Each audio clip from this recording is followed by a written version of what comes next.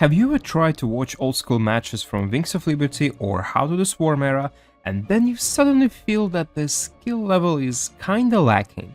As if you're watching some casual diamond players battling on a ladder instead of a world championship or GSL. And when casters try to hype up a certain micro or multitasking moment, you just never seem to be impressed. Just as an example, remember when Naniva was trying to out-micro Hug Zealots with his Stalker. Oh my god, bro. Oh, hell no, man. What the fuck? The bizarre thing is that every gold player can do it now, and it no longer looks impressive. But why is that? There exists one problem that I've been constantly thinking about ever since the GOAT discussion that happened in StarCraft 2. Remember the times when every content creator was listing his own GOAT players, trying to prove who is the greatest of all time? I feel like at this point in the history of StarCraft 2, this is simply impossible to do. The game has gone through so many cycles of expansions and balance patches that it's just miles ahead of what it once used to be. Is this a problem though? One thing that StarCraft 1 and Brood War in particular is famous for is that it has retained its legacy and status throughout so many years.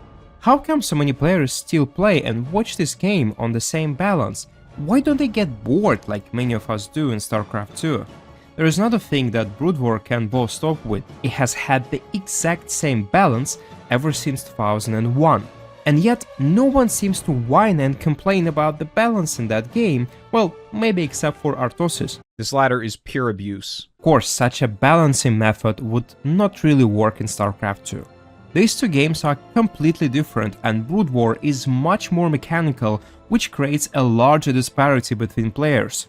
However, at the same time, because the game remained the same for more than 20 years, it managed to create an esports legacy that's beyond any other esports title. The very idea that you can launch the game and play the exact same strategies that players like Jaedong, Flash or Bisu used many years ago is just thrilling. The same is true for replays and tournament VODs. No matter what year it is, what you see still makes perfect sense and is very relatable even in 2025. There is a big sense of connection of esports legacy that started more than 20 years ago and still holds true up to this day. What about balance issues though? The nature of Brood War and its clunky mechanics never allowed for one race to be truly dominant. All of the balance was also softly fixed by different map pools that would buff certain strategies and restrict others. This would naturally lead to players developing different playstyles, counter strategies, and there were slow meta shifts every couple of years. The continuity has never been broken, but the same unfortunately could not be said about StarCraft 2. You can't even access your own replays from a couple of years ago, which is a shame, really. But not only the replays, in practice, we've been playing two different games all this time. The first 5 years of StarCraft 2 are nothing like the current times, as everything changed with the release of Legacy of the Void and the new economy it introduced. And while I still feel that change was absolutely necessary, it created a big rift between these two eras of StarCraft 2.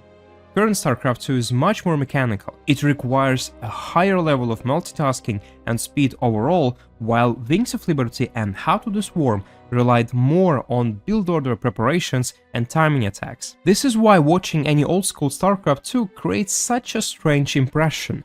The players were not bad, they just were not required to have this insane APM and multitasking that we see now, so they practiced other aspects of that game instead.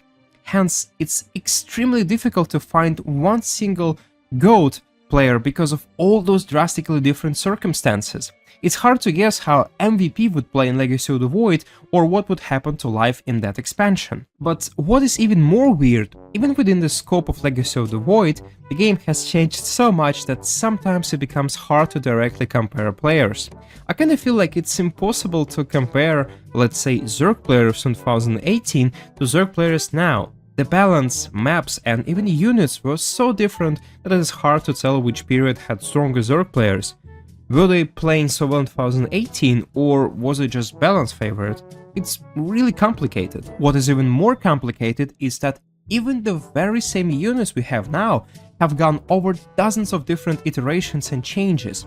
Some units were completely removed from the game, while others were suddenly added.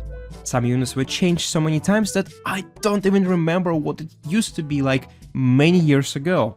Yes, Cycle, I'm talking about you.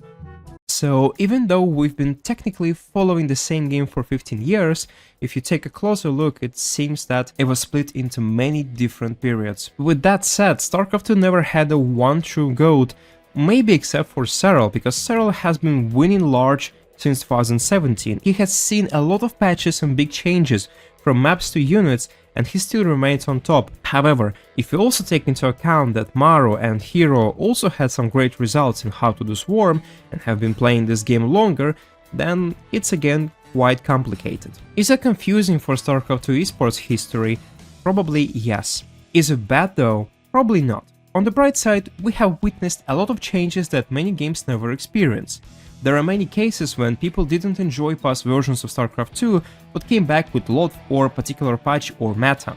One can always choose a favorite StarCraft 2 period, and it's exciting to compare different eras. Each has its own vibe and certain features that are unique. So there is no real final conclusion. I just wanted to share my opinion about StarCraft 2 legacy and problem that arise with it. What do you think about it? Share your opinions in the comments, because it's really interesting to see what most people think about that. Thanks for watching, have a good day, and see you next time.